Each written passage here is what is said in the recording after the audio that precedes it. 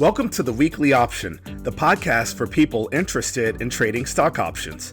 Each week, we cover trade ideas and opportunities in the stock market right now. Whether you're a beginner, a professional, or just curious about options, this is the show for you. Let's get started.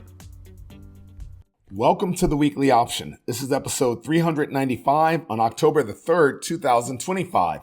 I'm your host, Eric, and in this week's show, we'll cover the trades from last week's show on Webull Corporation, NIO Inc, and Peloton Interactive. And we discussed three new trades on Bit Digital, Ondas Holding, and Alcoa Corporation. Now, it's always great to hear from listeners. If you have any questions about the trades presented here on the show or even about your own positions, feel free to email me. You can email questions to eric@theweeklyoption.com. That's ERIC@theweeklyoption.com. I've also created a few videos to teach you all the basics of option trading that you'll need to know to be able to follow along with me on the show. You can visit our website and click on the videos tab to watch them, or visit the YouTube channel for the Weekly Option. And the stock market once again had the highest close ever, for a week at least. The Dow Jones Industrial Average gained 510 points, closing at 46,758 points. The S&P 500 index picked up 72 points, ending the week at 6,715 points. And now it's time for the topic of the week. The topic of the week is taking the long way. When I was a kid, they used to play the song called Take the Long Way Home. Occasionally, that chorus pops into my mind. And as I talk to young people today, they all seem to have this desire to take the shortcut. Everyone wants a cheat code to life, to success. The problem is a lot of times when you take the short route, you miss some of the things that you would have learned along the way if you'd taken the longer route. Still, I understand. If I can get to a destination faster, then why not take the short route? When it comes to option trading, I definitely took the long route. I worked for a company that trained me on option theories in an 8-month program. I've read more than 50 books over the last 20 years on option trading alone. I have even had decades of experience trading options directly for myself and for companies. I will call that the long way.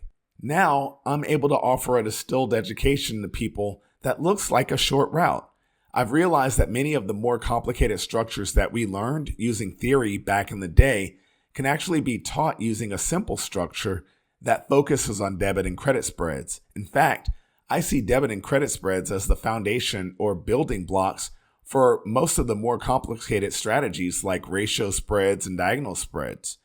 I prefer teaching using a methodology that focuses on these core strategies rather than starting off talking about deltas, gamma, and vega, and all the other Greeks. All of that is to say, if you would like to take the short route to getting to understand options better and finding trades that fit your portfolio and your desire to make money with less risk, send me an email. I'd love to share with you what I think is the better route or the shorter route to learning to trade options.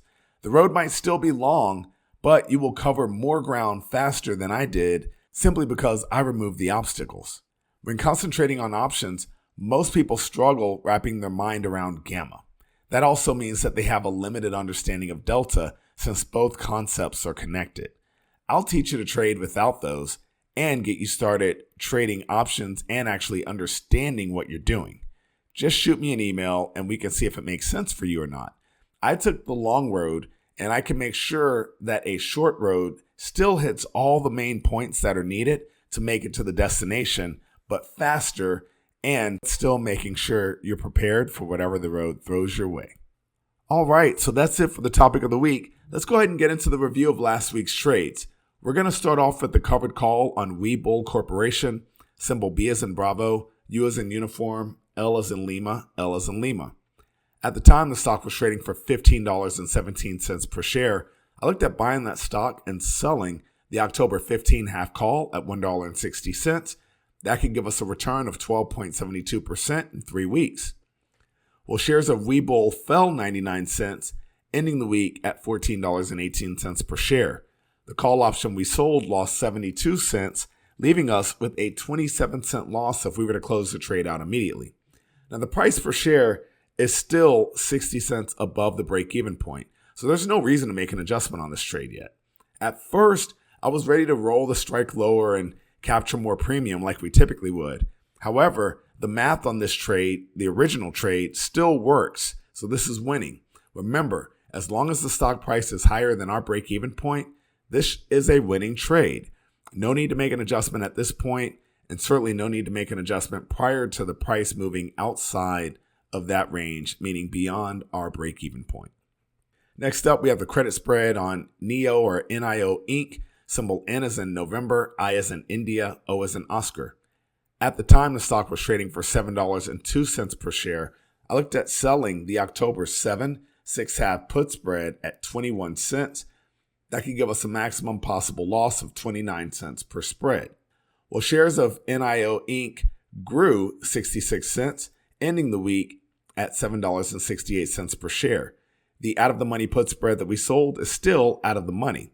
The trade could be closed right now for an immediate profit of 11 cents. That's nearly half of our expected profit on this trade. There are no adjustments needed at this point, but you can certainly close out the trade early to lock in profit and eliminate the risk for the next 2 weeks if you want. Now, for those of you who like to fully capture all the profits, it's still worth waiting a bit longer before closing out. The stock price is still above our break-even point.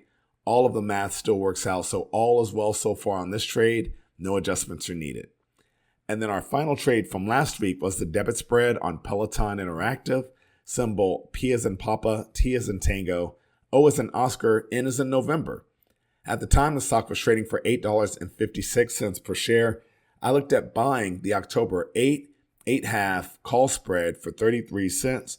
That could give us a maximum gain of 17 cents, or that's a 51.52% return in 3 weeks. Well, shares of Peloton finished the week 3 cents higher, closing at $3.59 per share. The in-the-money call spread that we bought is still in the money. Now, we have 2 weeks left until expiration. I will definitely be willing this stock higher until then, just to protect that 51% of possible return we can make on our capital. Still, no adjustments are needed just yet. All the math still works. Our stock price is above our break-even price. Things are going well. We're going to follow the rules there and keep from making an unneeded adjustment. So that's it for the trade review of last week's trades. We're already 2 weeks away from expiration in October. So this is the last week that we're going to trade monthly options in October.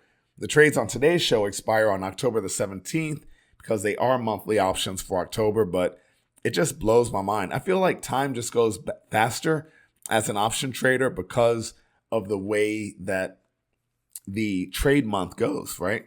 We expire on the third Friday of the month, and sometimes that's early. I mean, as early as mid-month, and we just start looking at the next month and assume that October is over. So in my mind, October ends on the 17th, even though we'll still have another 2 weeks left for the month. So all of that being said, let's go ahead and get into the new trades for this upcoming week.